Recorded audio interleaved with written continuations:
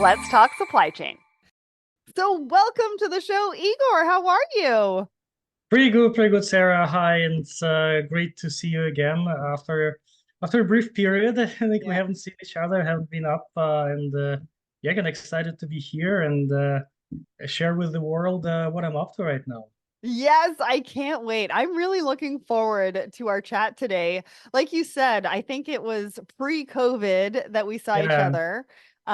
Fit was having a conference. We saw each other in person, but we really haven't been able to catch up since then. So this is kind of a catch up, but we're also talking about the amazing technology that you're creating and the potential that it has on a global scale, which just blows my mind. So let's dive right in because I have a lot of questions for you. But first, let's start talking about you. Like, give us an idea of who you are as a founder. What's your founder story, and how did you come to establish Win Global?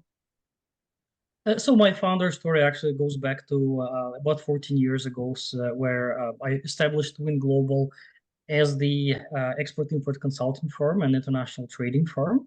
Back then, we've been importing, exporting everything from medical devices to furniture, Wow. as well as I was helping other companies in my network to find new export markets, establish their sourcing from abroad. And um, while I was doing it, I obviously ran into different challenges and issues with Hmm. global shipping, and my challenges weren't unique. It's pretty much everybody who ships the product around the world runs into the same issues over and over again, and apparently there's no straight way out of this challenges. So Hmm. it triggered a thought process, and I'm a type of a person who likes to put different pieces of the puzzle together and really drill deep into the roots of the issues. So I think it took me about a decade or so to identify those root causes of the issues and now offer this sustainable solution. So yeah, it's been a while, but anyway, it's better late than never. So I'm now happy to kind of present the solution to the world. Yeah. But before we get to that, we're going to talk a little bit more about Win Global. And what you were talking about there, you sound exactly like a supply chain professional. I feel like we've been put on this earth to problem solve. Right, Right? And that's what you've been right. doing for clients, right? That's what you've Yeah, been doing for exactly. import and export clients. And it's really, really important. It's such a valuable service, right? Because importing and exporting, I mean, you hear about all the enterprise companies doing it, but then there's a Hmm. lot of really small to medium-sized businesses that keep economies going Yeah. that are, importing and exporting on a global scale. And it's really important to local economies, global economies. And I'm just happy that they have somebody like you that can help them do that. So let's just focus on Win Global for 1 minute. What do you do? How do you help your clients? And who are those clients that you consult with?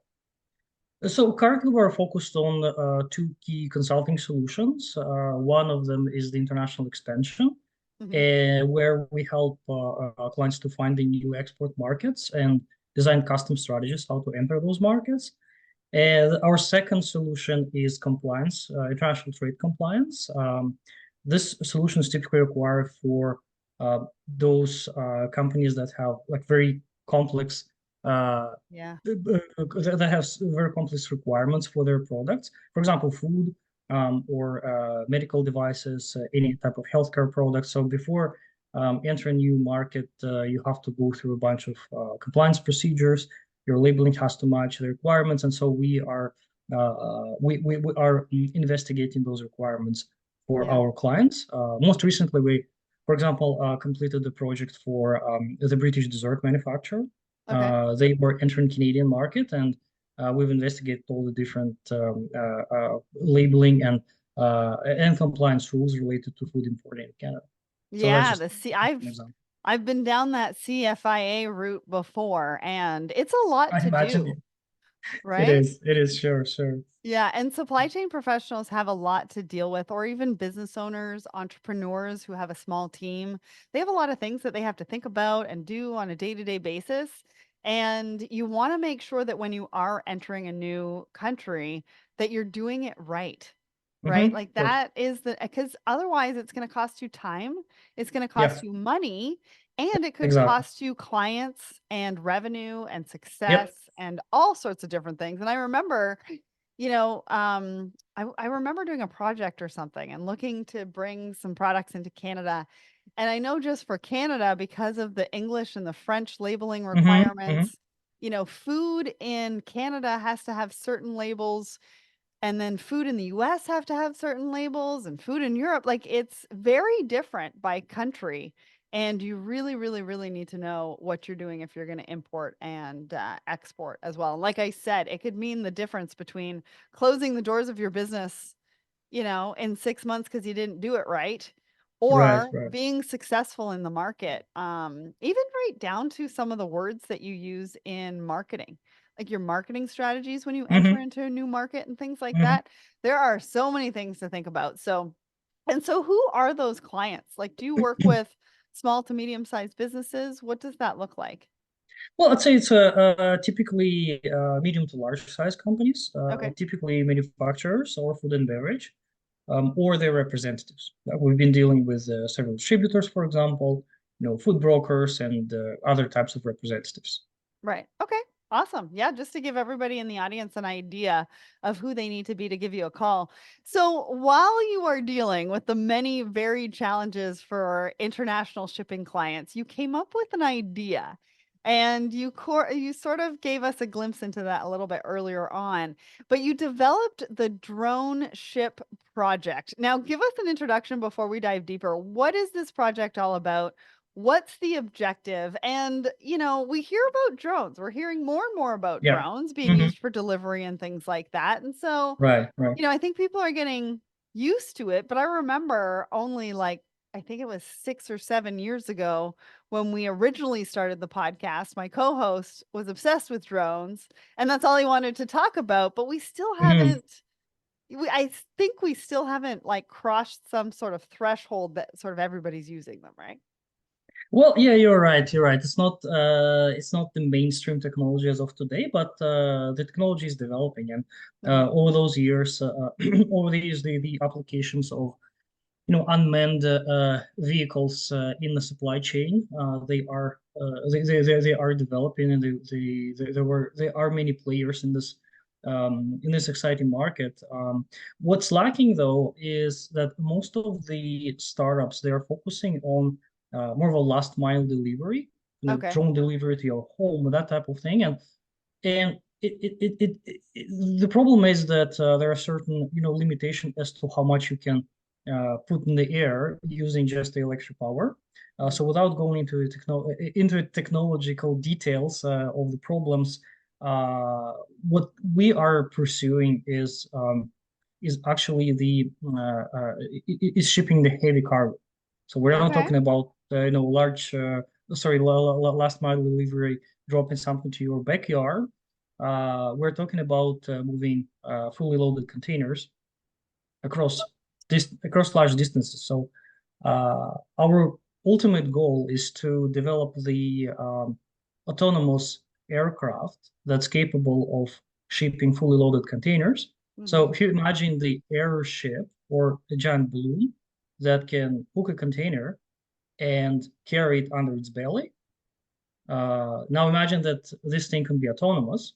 You don't need a pilot, you don't need a crew, you don't need a bunch of maintenance people. You can just pick it up at the point of origin and move it to the point of destination. Mhm. You can also bypass all the infrastructure, and the name drone ship actually comes from the blending of the airships, the traditional airships that they were around for about 100 years. Mhm. They're still around, but they aren't used that much. Right. So it's a blend between the concept of the airship Mhm. and the concept of a drone. So this is where the name comes from, and I think this is the best illustration of what we're trying to achieve. Yeah, I mean, I have so many questions, and Of I'm sure course. we're going to get to all of those right now. So, how did you get this project off the ground? Because on the one hand, it feels almost kind of out there, right? Something from a Right. sci-fi movie. But on the other hand, It really is the future, right? Technologies like Hmm. AI, autonomous vehicles, they're already here. And you have a Hmm. partner in the University of Toronto and you secured funding from the Canadian government. How did you pitch this? How did you make an innovative idea into reality? Well, I'll tell you honestly, I procrastinated for a few years. Don't The we reason, all? yeah, we all, I know, shame on us. But the reason I procrastinate is because my background is nowhere near the traditional tech startup founder. I Right. got 2 degrees in business. I got professional certification. I have 20 years consulting experience in traditional industries. So I've never even worked for a tech startup. So first of all, what I needed to do is to address that gap and get some sort of a framework or an idea how to develop a technological uh, Right. idea. So I went to study to a couple of incubators, their starter programs, which really helped. So they gave me at least the framework, like the step-by-step process, what I need to follow Hmm. to make this vision a reality. And so the first step was actually to validate the feasibility of this technology, Right. which is where which is exactly what the University of Toronto helped me to do. So I contacted their School of Aerospace Studies. They did the research and they looked at our requirements. They confirmed that it's feasible. So they not only they confirmed that there is enough technology already to build something like this, they also confirmed that there is an economic feasibility, which Okay. we can talk about it later. But that's kind of the major milestone that kind of inspired me to Yeah. continue the project because if they were to tell me that okay that's a kind of fantasy, it's not really gonna fly, then I would have shut it down, right? Because there's Right. no reason to pursue something that has no technological or business value. Yeah. But since they are there and they don't care, like they're third party reference point. Like they could say anything, but they found that the project is feasible from both technological and business perspective. So Cool. so then I decided to continue on, and my next step was to design the prototype. This is the ongoing process. I worked with two aerospace engineers who helped me to design the Huh. aircraft scale model, though not the full model. And we will also be working with now with Centennial College to complete this prototype design. Amazing. So Uh, when are you gonna have the prototype ready so we can see it? well, hopefully by the fall of 2024. Okay. Awesome. And of course, we won't be able to carry the full container. We'll probably be able to just carry 1 kilogram of payload. But again, this is just to demonstrate the concept and kind of make sure that uh, we can continue on Yeah. this development. Yeah, absolutely. So talk to us about the technology itself because we're not talking about a small drone delivering Amazon parcels, right? Hmm. Like you said Hmm. that the first model will be able to carry at least one fully loaded 20-foot ocean Yeah, container, which is amazing, but that's a lot of weight, first of all. exactly. Exactly. 25 And tons to be precise. yeah, and I think we'll get into Mhm. the economies of that because that doesn't even begin to cover the costs and different things like that. But talk to us about the technology first. How does that work? Well, so let's say we have an issue, right? We have a heavy container and we have to lift it up. So there are only two ways to do it. The first way is to use massive amount of fossil fuel, Hmm. with which we want to avoid as much as Right. we can. Hmm. And the second way is to compensate the weight with buoyant gas, such as hydrogen or helium, right? There's no other way. So, and we are selecting the second way. We are just bringing up the autonomousness to the picture. And once the container is up in the air, using the lift provided by buoyant gas, then the automated system kicks in, and then it basically drives the propellers drive the aircraft towards the point of destination. Uh, we envision this aircraft to be powered only by electric motor, so we don't want to use any diesel or something Hmm. like that. So for this reason, we also expect that the aircraft will have solar panels to be able to Okay. charge Wow. batteries while Hmm. it's still in flight. Of course, when it's a daylight. And then also this aircraft, of course, will be equipped with a lot of artificial intelligence technology, sensor and stuff like that, just because it's autonomous. So we don't have any pilot who can kind of look around. Right. We definitely have to be able to adjust the route depending on weather conditions. We have to make sure that we avoid collisions with any objects and other aircrafts, and we also have to make sure that we have a safe takeoff and landing when we are moving the container up and down, and that nobody is under the container. Right. So all of that requires very sensitive technology and a lot of artificial intelligence, Mhm. and this is what will be integrated into the aircraft. And so is somebody gonna be standing there with a remote control? Like, how does that work? Ideally, no. Ideally, we don't want that. But who knows, you know? Ideally, no. Ideally, we want it to be fully autonomous. Okay. Of course, the way currently drones are operated, there's still an operator in the background Mhm. who can intervene in case if something happens. Right.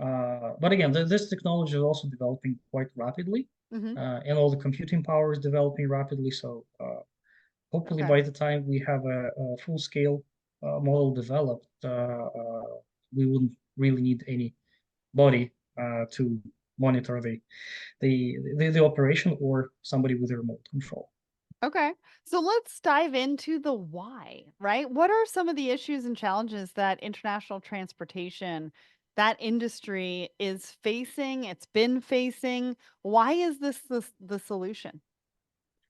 Well, interesting enough, if you think of these challenges, actually, not many things changed since the times when, let's say, ancient Greeks or Phoenicians were trading across Mediterranean, because the the majority of the issues that they experienced back then are exactly the same we're experiencing today. Okay. So, for example, the limited number of trade routes, the limited capacity of the vessels, Hmm. humans behind the wheel that make mistakes. So all of that ends up in nothing but the disruptions and Hmm. delays.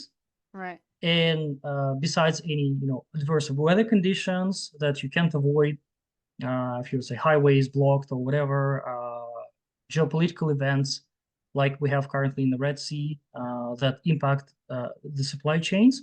So all of those issues were around for like 5,000 years at least, Hmm. and we're still experiencing them today because fundamentally we didn't change the way we trade and we ship the goods. Interesting. Okay. Fundamental is still the same, right? Right.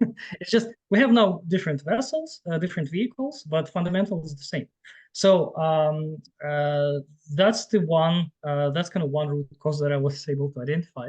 Yeah. And these are the problems. These are all the problems that we can solve if we have an autonomous airship that can move the heavy load because we can avoid infrastructure, we can avoid adverse weather conditions, we can avoid geopolitical issues. Hmm. Um, and then on top of that, if you compare us to ancient Greeks, on top of those problems that they had, we also now have an emission problem Hmm. That's because true. every single vessel, vehicle, cargo, airplane, they emit enormous amount of emissions. Right. They emit enormous amount of greenhouse gas. Yes. So that's the problem that our ancient that our ancestors didn't have, but we do, and we have to deal with it. So we have to really propose the alternative Hmm. solution. And besides, the entire industry, it's not only about that the entire transportation industry relies on um, emits the greenhouse gases. It relies on one single source of energy, Hmm. and in any adverse event, if this source of energy becomes scarce, we are at risk of pretty much shutting down the entire trade. Well, yeah, and we kind of saw that with the pandemic too, right? The Exactly. pandemic kind of opened our Mhm. eyes. We've also got some disruptions right now, all across the globe, Panama Canal with shortage of water, Red Sea, et cetera, et cetera. And so these things are coming up, and you're right, we do need to look at alternative solutions, otherwise we will be in the pandemic situation again. And people were paying 20, 30,000 to move a Hmm. container. I mean, we're going to get into the economics of this, but I mean, if there's alternatives, where you're able to get that container maybe faster than everybody else as well, I Hmm. mean, there's some opportunities there. So let's talk about that. You know, if we can work to solve some of these key challenges, right? Because international trade has the potential to open up markets and revenue streams and really see businesses grow and gain traction. I mean, you and I are part of FIT, which is the Forum for International Trade Training. We believe, right? The We international do. trade is the flow of business. It's the flow of energy. It's the collaboration. It's bringing the global markets together. So give us a taste of that untapped market potential. What does that look like? So I 100% agree with you, Sarah, and it's not our belief; it's a scientific fact. Mhm. When you allow businesses to trade, when you allow more businesses to access international markets, then the economy starts flourishing. And this is another goal that we are pursuing. So this innovative mean of transportation can also allow the communities that were limited, had limited capacity to trade to start finally trading or expand their trade internationally. For example, remote communities or any Right. communities with limited infrastructure, because there are a few areas where it's still impossible to, establish the fixed infrastructure, It's roads true. and rail and highways. So this innovative mean on transport can also make a huge impact on those communities. And in fact, there are some pioneering projects in Africa already Mhm. with the using airships to actually supply the remote areas. So that's quite exciting. Really? Yeah, yeah, yeah. So it's already in operation. Yeah, it is. It is. Yes, maybe not as heavy though, so because they still cannot carry huge containers, but Okay. fully loaded containers. But yeah, more smaller payloads they can. And like you said, that's going to open up so many different markets to different people that weren't able to access before. I love that. And I think there's so much opportunity here. So Hmm. how will then, drone ships start tackling those challenges and unlock that potential, right? How does your technology both address the present day transportation systems inefficiencies and then also open up brand new markets of trade and travel for those who previously just simply couldn't afford it? And talk about the economics of this, right? Because Hmm. I'm kind of thinking like it's only going to move one container, Right. right? Where I think about an ocean vessel moving Hmm. hundreds of containers or tens of, you know. Yeah, yeah, a lot. And so, how efficient really is this? And who would you need to be to take advantage of something like this? Do you know what I mean from an economic Hmm. standpoint? Hmm. Yeah, yeah, of course. So let's gonna break it down into a few statements, if you will. So first of all, currently when you're shipping internationally, and I mean Mhm, really across the oceans, right? You only have two options, right? You can mhm, either use fast and expensive air cargo shipping, or relatively cheap and slow marine shipping, right? right. There's no other option. Mhm, What we're trying to achieve, we're trying to offer a midpoint from both pricing perspective and delivery timeline. Of course, the airships will not be as fast as the airplanes. mhm, It's out of question. right. They will be faster, but they will be faster than ships. So on the pricing point, the price will be exactly in the middle between shipping cargo by the ocean Mhm, or by air, right? So that's what we're trying to achieve here, and this is what economics actually. When we did the economic feasibility study, this is what the study had proven that this midpoint actually could provide could increase could increase interest from more companies to enter the trade, just because right now they only have two extremes, right. and this new new vehicle, new aircraft, actually smooths those extremes Hmm, and provides the extra incentive and opportunity for new entrants to start trading international, just because it's still faster. It will be still faster to deliver by the autonomous aircraft than by the ship, and it will be just a little bit more expensive, but not as expensive as using the cargo airplane. So then do you envision this, like, let's say it's a container from Shanghai to Toronto. Mm-hmm. Do Yeah. you envision this actually moving it from manufacturer's door in Shanghai to door customer in Toronto? Exactly, and that's a great Okay. actually that's a great illustration. The only reason why we need cargo ships or cargo airplanes Yeah. is because again we do the same thing that our ancestor did 5,000 years ago. So we consolidate shipments in one location, Yeah. load them into the vessel or ship or whatever or airplane, and then move them to another location where we unload it and do the whole over again. Right. So There's so it's much not handling involved. I mean, it's so much handling handling. is It's not lean, right? we It's need not. to, It's yeah. not. It's nowhere optimum from time and cost and kind of handling perspective. So the only reason why we do it is because we're just used to it, so we keep doing it. But then, if you can think of, you're absolutely right. So yes, it could be from a manufacturer in Shanghai directly to, let's say, distribution center in Toronto, or maybe another manufacturer. However, if you think of it, not all factories are located in Shanghai, right? A Right. factory could be located, I don't know, 40 kilometers away, Yeah, it's inland China, true. It's right? true. I was just using So that because I know, most I know, people would I understand. relate But to if it, you, yeah, no, right? no, fair enough, fair enough. But then if you really start digging into it, right, then you realize that probably the only reason why something comes on a boat from Shanghai is because they consolidate everything in It's Shanghai, true. right? Okay. Fair Uh, point. So it's not really necessary to have the entire boat of containers Mhm. from one point of origin, from one port to another, if you can just bypass it, right? If you can pick up a container in one, let's say, place, say 100 kilometers off the shore near Shanghai, move it directly to Toronto, then move something from Toronto back to Asia, do some rounds in Asia, hook up another container, let's say in Hong Kong or close to Hong Kong, and then move it back to North America. So you gotta constantly fly the containers, and you pretty much do the same as Lyft and Ubers do with people, right? Right. Yeah, yeah, Uh, yeah. basically when one passenger leaves, they in close proximity they have another passenger. So that's the Huh. same thing that we wanted to achieve. So in the ideal world, it always has to move. It always has to bring the shipments. So, okay, I have so many questions. One question is, what about takeoff and landing, right? Do we have to have a specialized, like if I'm thinking about a warehouse, right? I'm the Mm-hmm, customer in mm-hmm, Toronto and I'm waiting for yep, this 20-foot container to come mm-hmm, by airplane. Well, mm-hmm, kind of airplane, airship, drone ship, mm-hmm, right? yep, Um, yep.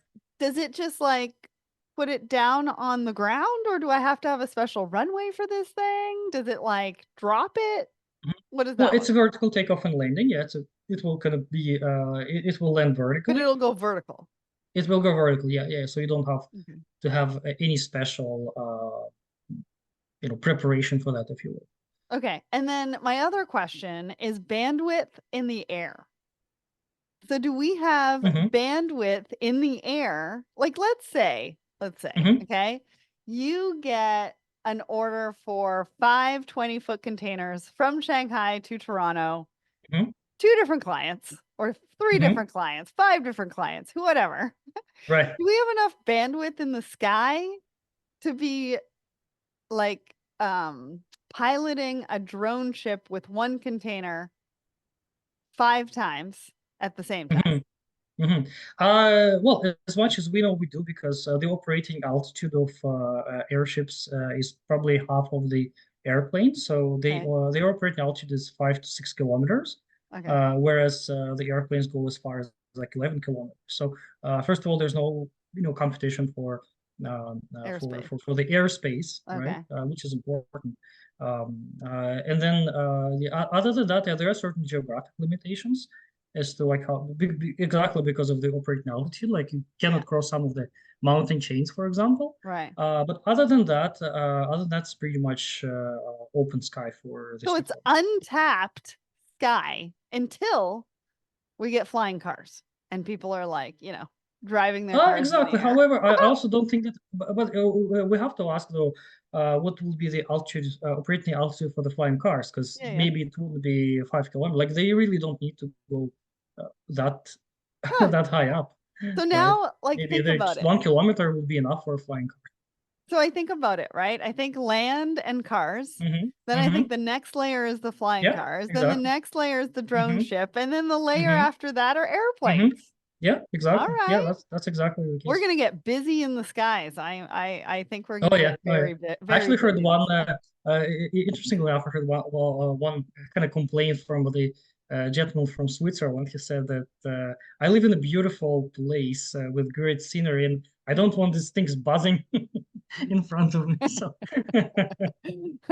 You know what? that's I that's a do great have that's a great point, and there's nothing I can do about it. So Well, and I have that's a great problems point. with drones in general, just because everyday people running drones and it flying over your backyard, which is supposed to be a safe space for you, Hmm. and it's Hmm. taking video and picture. Like I already Hmm. have trouble with that. I don't think, I mean, Hmm. obviously drone ship, shouldn't be that problem, but No. that like to me, drones operated by ordinary people, that really bothers me. But Hmm. let's get away Exactly. from that and let's Hmm. talk about an important topic, right? Sustainability.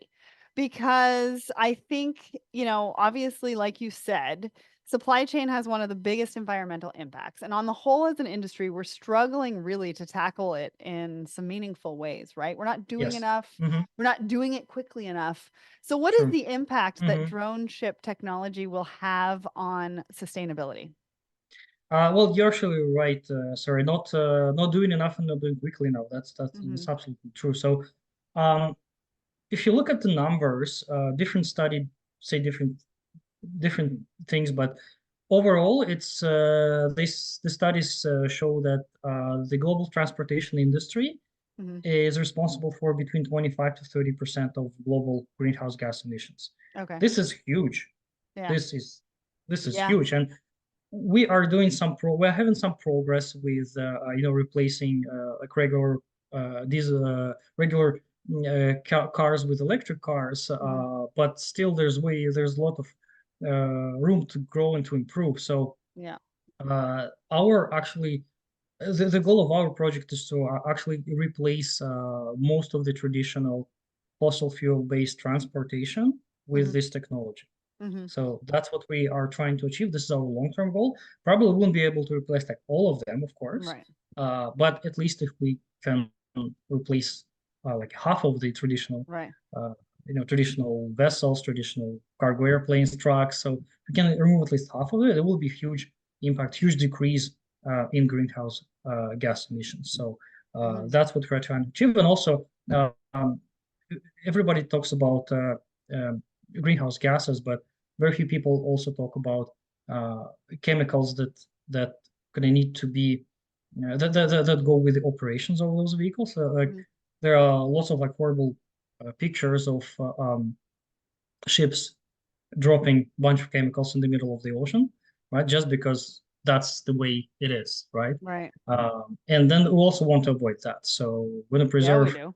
the nature as much as possible. And by using less chemicals in the operation of this vehicle, we'll also make sure that this aircrafts will be sustainable solution for the environment in general, not just Hmm. from the greenhouse gas emission perspective. Yeah. Yeah. Well, we like to hear that because like you said, it's big numbers, right? Even Hmm. if we could reduce it by even 5 to 10%. I mean, you're talking Yep. about half, but even 5 to Yep. 10% is a lot. So now Exactly. give us a taste of the ways that people can use drone ship because we're talking about supply chain right now. We're talking Hmm. about transportation, but I think there's a lot of applications that drone ship can be used for. Can you share that with us? Well, yeah, it can be pretty much used for shipping anything that you currently ship. However, the market of shipping goods is our Hmm. primary market, the one Yeah. that we are targeting, because it's a massive market, it's growing market. There are Hmm. some estimates that it's currently $7.5 trillion size, and Hmm. it's always growing. It's been growing since since our ancestors, right, started trading across Mediterranean, and it will still grow.